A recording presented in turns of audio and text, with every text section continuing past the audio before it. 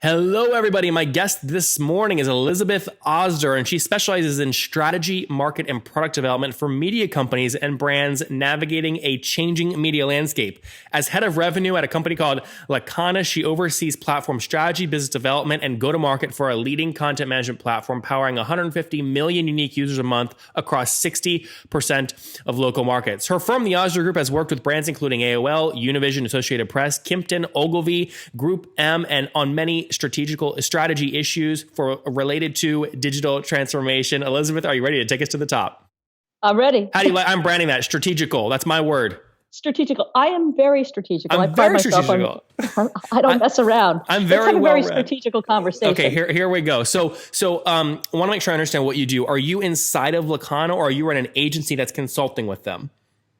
It's interesting. I was 10 years running my own consulting firm, and I had been in-house with LAKANA over the last couple of years, helping them on their go-to-market. But I am on both sides of that house in many ways. So it's a long-term client. Okay, so what should we focus on? Should we focus on your agency and how you're growing it, or on LAKANA? Well, I think there's two things, which is, as a professional, what I do is I help media companies grow and achieve success in an increasingly difficult world. There are many ways to do that.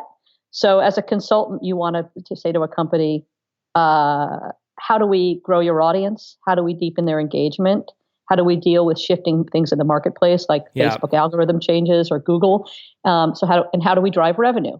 Fundamentally to that is you need a platform, and you need a smart platform. You need something that sits underneath you that takes a lot of the complexity out of running that business and allows you to achieve success with your business and your editorial aims. So my role as a consultant is manifested in LAKANA, which is, maybe this is too erudite, but is that our platform really helps our customers achieve success by taking all the technology problems out of their business. So we handle all their infrastructure, their product development, and basically make it very interoperable for them to plug and play different solutions. So for Elizabeth, monetization. I don't want to lose people here when they heard the word consultant, because you're a fun chick. We were talking before the episode. I can tell you're very fun, and I don't want to get people. No, I don't want to get lost in the minutia of an agency business. So let's dive deep. How are you working with LAKANA? So, for example, what's a big question they recently asked you strategy-wise, and how'd you answer?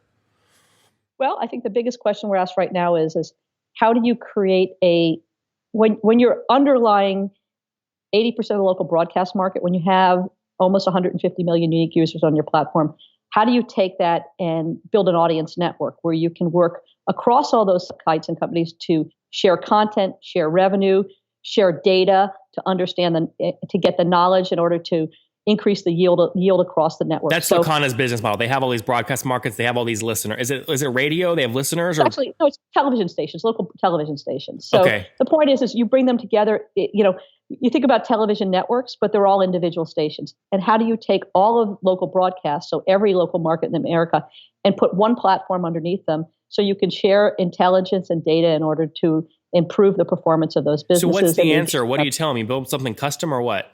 Well, it's actually, the answer is let's do some smart deals with all the best products that are out there. And let's be vicious in terms of deciding who we should use and holding them accountable to being the best products. So give me an example of two of those products. I would say, let's talk about recommendation engines. So a company there's a lot of companies out there that do that. In the past, there was Taboola or Outbrain. So do we get a better deal for the network with Taboola or Outbrain? Other ones would be now in the area of... I bet you're hell to negotiate with, by the way. You're a killer. I can tell. You put a big smile on, but you're a killer. I'm okay. I like to have a good time, and let's be fair. Business is business. Fun is fun. Yeah. So let's get down to it. There's a lot of smoke and mirrors, and then there's a lot of noise in deal making. Yeah. For me, it's let's line it up. So Elizabeth, going back to Outbrain and Taboola. So when people think that, they think at the bottom of a blog article, recommended articles, it's a little ad network essentially. I don't understand how LAKANA, the televisions, how is that? Where do they exist on the web in one spot? Well, every television station has a website and a mobile app. Mm-hmm. So we're just talking about the internet versions of TV stations. Okay. Just like you'd go to nytimes.com just like you'd go to washpost.com. Why build this though? I mean, those two things you just mentioned, I get all that just by following them on their Facebook page. I get it in my Facebook feed every morning. Well, I think the question is how do you, I think what you're seeing, I mean, we can talk about LAKANA, but let's just talk right now about what's happening in local media, which is, we're losing audience to it used to be to the portals. It used to be the Googles and the search engine. Now it's to Facebook. People are engaging on content elsewhere. Yep. So now you're seeing a rapid shift. Now you're seeing a lot of paid models come in, subscription models. You're seeing people that used to want to invest in scale. I want a ton of audience. I'm going to get a ton of audience and I'm going to make a half a cent on every one of them and I'm going to have a decent business. So the model's shifting now. So I want to know who my loyal fans are. We want to know who really is engaged with us. And I'm going to ask them for some money to keep it there. Mm-hmm. And so what people are finding is, hey, you can build a better pile of dollars by engaging closely with your most loyal listeners and readers than you could with just competing in the commodity of everybody's a portal, everybody is everything. Give me an example of a customer you've worked with that is executing that strategy brilliantly. Well, let's see. That you can talk about. It's funny. In the last couple of years, I've taken a lot of people to the turn of trying to get them to go in that direction. I think it's better to talk about the most interesting place to look about this is a lot of and this is a little fancy pants, but if you look at the investigative journalists, the nonprofit news organizations that are out there, the people that have actually had to try to... You're talking like Wikipedia, NPR... Yeah, NPR, ProPublica. There's a whole world of the investigative news network. There's a whole world of small sites now that do service journalism in communities that are self-sustaining. They're like little versions of NPR, yep. Where they're getting people in communities to say, hey, you know what? I want a badass journalist. I'll give you this guy now, the voice of Orange County, this guy, Norberto Santana, where he is just dogged and he is more fun than I am and you should have him on. But he is a vicious journalist who will go in and depant anybody in the city council meeting and get them to be honest and true and shed light on all of their corruption. And this dude does it by self-funding it, by getting donations, by figuring out how to do it. But he gets laws passed, he gets people thrown in jail, and he gets his ass sued all the time. Yep. And he gets people to give him money to do that because he's serving a focus of journalism that the Orange County Register doesn't do now because it's owned by a big conglomerate. So Elizabeth, strategically tell me though how he does that. So we have people listening right now who are thought leaders in their spaces. Like we get 5 million downloads a month, right? So it's a significant audience, right? They're listening and these are CEOs that have a SaaS company and they know that they can grow their software company by taking thought leadership in a certain category. So they go write a book, they go create a community. If they want to start allowing their super fans to pay them, literally tactically, how does this guy in Orange County do it? Is it a website? What plugin does he use to collect the money? How's he do it? Well, a lot of this is old shoe leather stuff, and you do this with brands that want to create thought leadership. So if you take the same thing, I'll give you two perspectives. For him, he walks around town and talks to everybody in the town and he gets out a hat and he says, want to write me a check. He's just in the community, in a small community, in a place working the street. Take my big SaaS company. What I want to do tomorrow with the LAKANA is I want to take the leaders of my customers and I want to sit them down to dinner with somebody who really knows what's going on, who can open their eyes and help them see the future a little bit. So if you take thought leadership, it happens in different ways. It happens by being present in somebody's mind share and producing a product or an experience that really engages them.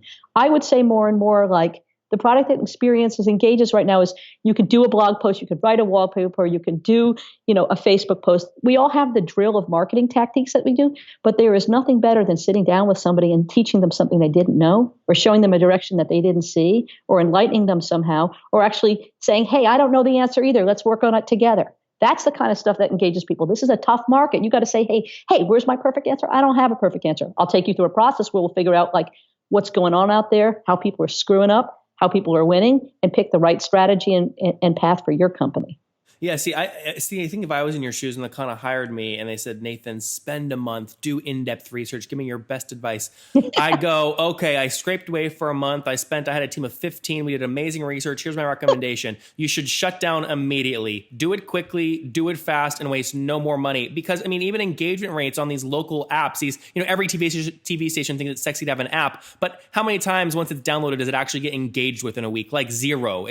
People don't go back into these things. I'm just curious how you're thinking about taking these old media assets and allowing them to break through the noise of fake news and big headlines in these social streams.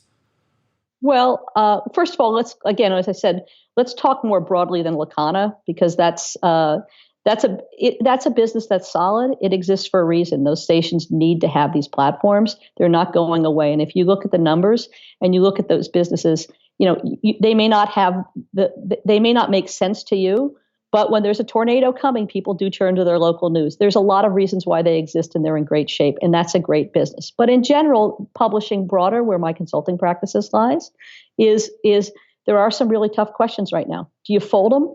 Or do so let's look at the media broadly. You can look at a lot of companies now. How do they offset the challenges? There is no magic bullet to the problem of media sustainability. You can just shut down, or you can keep trying to go in a direction. People either do that by developing new products, trying to find ways to engage their community in new ways, going to paid models, doing better content that people actually want to come to that's differentiated. Or finally, a larger company, what you see in some other markets is they had invested. 20 years ago, the Tribune invested in AOL, and that funded 20 years of innovation for the Tribune company until that money ran out and they caved. So right now, where are the investments from the media companies in things that are actually going to differentiate in the next generation? Why doesn't media companies have a piece of What do you mean by that, Elizabeth? You mean you're advising some of your clients to invest in new technologies, like as an investor on the cap table? So I had a client 2 years ago, which I can't name who the client was, but they Who are was the client? I can't name the client. I will not name the client, but it is a very well-known brand. It's the kind of brand that if I have a startup and I have a lot of mind share, I'm going to want to say, hey, I work with so-and-so. And saying that name's going to bring a lot of other people. Yep. So what'd you tell them? Well, first of all, I gave them a lesson on what they were doing when giving their brand equity away, just because they wanted to have a press release or think that they were doing something that was cool and hot. And I explained to them actually how they could get their money to work in a deal with those companies and not just so like an editorial side would do a deal with somebody who was cool, but rather than going up and saying, hey, let's not just do a deal for like trying your software and telling the world we're trying your software for free software. If we try your software, we want to be on your cap table. Yep. Okay. And it is something that hadn't occurred to them. And then I set about introducing them to a number of investments in small firms that were incubating new products that were actually going to need their content to test, sort of build a structure for that kind of investing. They simply had been operating for 20 years just saying, hey, it's great, we did this deal, and never actually thought about getting in the game in any way. It never made any money. It was all theatrics, essentially. Yeah, it was all like, hey, like, great, we're making great products. Oh, we did it. So my deal is it's like, at the end of the day, it's beyond what's cool and what's hot. It's what works and what doesn't, and what makes a buck and what doesn't. And if you're not sister. Okay, if you're not operating a company every day in a way that says, hey, you know what? This path might smell cool, so I'm going to use it for marketing, but it's not going to give me a nickel, but I'm going to keep doing that. Yep. But I'm going to double down over here where I'm going to make a dime, a quarter, or a buck. Yep. And Elizabeth, let me shift this conversation real quick. Success Magazine just shut down. Okay. Great brand. Great. Success Magazine, right? Great brand. Shut down. The economics weren't working. They were losing too much cash. If you'd owned that asset, what would you have done to it to turn it around? Well, I don't know a lot about the business of that asset, but in general, the deal is this. With a magazine, first of all, you've got to get the leadership over the emotional side of it, because they go on for way, way too long thinking because they're journalism or they're a great brand, they don't have to take certain actions. What actions are they most resistant to? Well, the first one has to be is you have to deeply cut costs and you have to double down on what your mission is. So if you used to have 40 reporters, sometimes you have to have 20 reporters. If you used to have 50 beats, then you have to figure out what's your core beat and you want to get down to 5 beats. So you've got to greatly focus your business and where you have differentiated value. So many people have fluff on the outsides that they grow into. That's a commodity. So you want to turn right back to the same people. Second thing you want to do is you want to understand who's coming to your site. You want to go from or your magazine. You got to get your circulation department and the data that's coming in about who used to pay you and how that used to work. You got to take that and you got to combine that some way with your digital revenue and your digital objectives. And how do you do, give me, that sounds great. That's tough. Yeah, this all sounds, I don't want to sound airy-fairy because it's like all like very gritty, detailed work. And I just try to not bore people to death. Well, it's not boring. But the reason I'm asking, so full transparency, we have just launched a magazine, right? It's a beautiful magazine, right? And we've launched it, but we have the only people that get this, they pay me $10,000 a month for access to my database on SaaS companies. So this is only going out to people who pay me $10,000. But the thing is, that's a great business model. It works beautifully. No, but the thing is if you look at B2B business models, we're used to pay for something That's much better than the B2C where the advertising, the content and advertising model isn't there. You need to have something that's higher order to get people to pay for. Yep. So a research product is damn good. A magazine is now a value add to a data service. You are doing the right thing. Like, hey, I didn't do my homework enough on you because I wasn't up on my game enough. I was still in my jammies. Yeah. But now she's lying to you guys. She didn't even have a shirt on. I call in and she goes, wait, is there a video on you? Better throw a shirt on real quick. So you're my kind of woman, Elizabeth. This is good. So what I'm telling you is, so that's the kind of thing is you got to strip it down to what's your asset. And is your asset, do people love, is it your brand? Okay, I don't know what you do with that. Is it the number of people that come to you? Do you know who those people are? What else can you give them that they're going to pay for? You started something fresh. You were like, okay, I'm going to build my SaaS database, which is awesome.